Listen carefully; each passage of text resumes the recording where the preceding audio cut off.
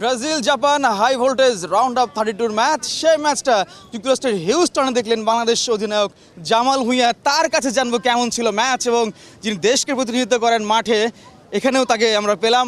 কেমন ছিল তার কাছে এই ম্যাচের অভিজ্ঞতা? জামাল, স্বাগত চ্যানেল 24-এ। কেমন ছিল ম্যাচটাকে সেটাই জানতে চাই। আসলে ম্যাচ ভালো ছিল, আমি খুব এনজয় করছি। আর end of the day Brazil দিচ্ছে। আমি ম্যাচের আগে প্রেডিক্ট করছি তো এটা একটু টাফ হবে। আর মানে আমি দুইটা বলেছি, দুইটা গোল করছে, সো লাকি আমরা লাস্ট মিনিট আমরা গোল করেছি। মানে কোনো আক্ষেপ রয়ে গেল কিনা? জয় পেল প্রিয় দল, তারপরে কোনো আক্ষেপ রয়ে গেল কিনা? না, হাফ টাইমে একটু টেনশন ছিল।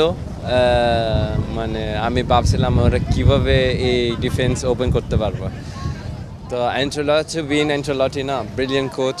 তো উনি তো অ্যানালাইজ করছে কি কোন অ্যাডজাস্টমেন্ট করতে হবে। সো উনি from second half he took in Enrique. So Enrique মানে পুরো খেলা চেঞ্জ করছে। এবং কেমন উপভোগ করছেন এবং আর কোন কোন ম্যাচ দেখার প্ল্যান রয়েছে আপনার আসলে বিশ্বকাপে? আরও দুই তিনটা ম্যাচ আছে। লেটস সি, এখন তো বলতে পারি না কারণ এখন নক আউট স্টেজ চলতেছে। সো লেটস সি, বাট আশা করি উইল বি আইদার ব্রাজিল ও আর্জেন্টিনা। এবং কোন দেশ চ্যাম্পিয়ন হয় মনে হচ্ছে?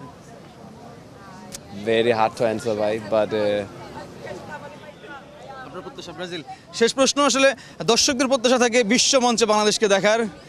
আপনি ক্যাপ্টেন বাংলাদেশের, আপনার কতটা মন কি বলছে এর কদিন নাগাদ এমন কোনো একটা স্বপ্ন পূরণ হতে পারে?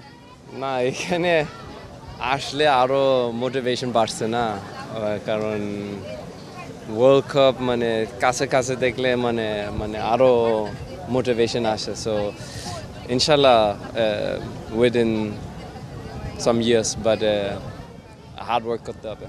ধন্যবাদ আপনাকে জামাল ভুঁইয়া। আমাদের সাথে বাংলাদেশ অধিনায়ক জামাল ভুঁইয়া ছিলেন এতক্ষণ।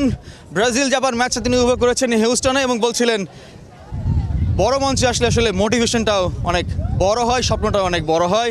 বাংলাদেশ নিঃসন্দেহে একদিন আরও বড় পর্যায়ে খেলবে। ফয়জুল ইসলাম, চ্যানেল 24, হিউস্টন, যুক্তরাষ্ট্র।